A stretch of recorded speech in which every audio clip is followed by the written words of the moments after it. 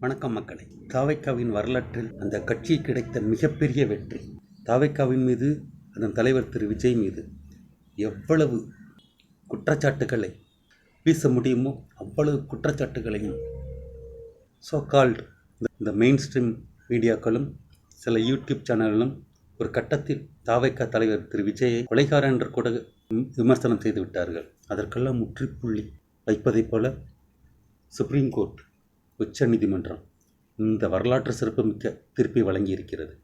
கரூர் துயர சம்பவத்தை சிபிஐ விசாரிக்க வேண்டும். அடுத்து தாவைக்கா தரப்பில் கோரப்பட்ட ஓய்வு பெற்ற உச்ச நீதிமன்ற நீதிபதி தலைமையில் ஒரு சிறப்பு கண்காணிப்பு குழு அமையை விசாரிக்க வேண்டும். தாவைக்காவின் வரலாற்றில் அதற்கு கிடைத்த முதல் பெரிய வெற்றி இதுதான். ஏனெனில் உயர்நீதிமன்றம் அமைத்த எஸ்ஐடி மீது தங்களுக்கு நம்பிக்கை இல்லை என்று தாவைக்காவினர் உச்ச நீதிமன்றத்தில் வாதிட்டனர்.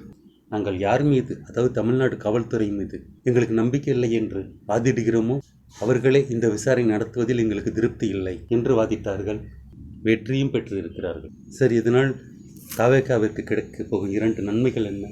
1, வெளிவராத பல திருப்பங்கள் வெளியே வரும். 2, சிபிஐ விசாரணை என்பதால் யார் பக்கமும் சாராமல் ஒரு உண்மையான விசாரணை நடக்கும் என்று நம்புகிறோம்.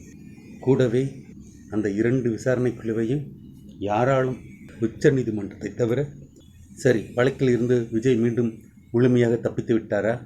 இறுதி தீர்ப்பு வரும் வரை இந்த வழக்கில் இருந்து விஜய் வெளிப்பட முடியாது. இதுதான் உண்மை. ஆனால் இவ்வளவு பொதுமக்கள், பாதிக்கப்பட்டோரின் குடும்பமும் அவர் மீது எந்தவித குற்றமும் இல்லை என்று கூறுகிறார்கள். அவர்களின் வேண்டுதல்கள்லாம் வீணாக போய்விடுமா? நிச்சயமாக வீணாக போய்விடாது. விஜய் இந்த கரூர் வழக்கிலிருந்து வெளியே வருவார். தமிழ்நாட்டு அரசியலில் மேலும் மேலும் தாக்கத்தை ஏற்படுத்துவார். முதலமைச்சர் சீட்டில் அமர்வார். தர்மத்தின் வாழ்வுதனை சூது கவ்வும். இறுதியில் தர்மமே வெல்லும். இந்த சிபிஐ விசாரணையில் முக்கியமான ஒரு விஷயம் இருக்குது. அது என்னென்னா, வழக்குக்கு பின்னால், இந்த குற்றத்துக்கு பின்னால் யார் ஒளிஞ்சிருந்தாலும் எலி அதன் வலையிலிருந்து 2 காதையும் பிடிச்சி வெளியில் இழுத்துட்டு வருவாங்களே, அந்த மாதிரி வெளியில் இழுத்துட்டு வந்துடுவாங்க. நன்றி மக்களே.